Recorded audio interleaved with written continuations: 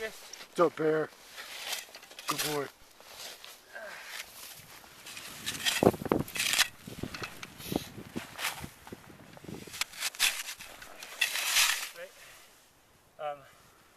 And there's a really hard layer right here. This is like rain crust. Yeah, this is like sheer ice right here. Cut your column, right?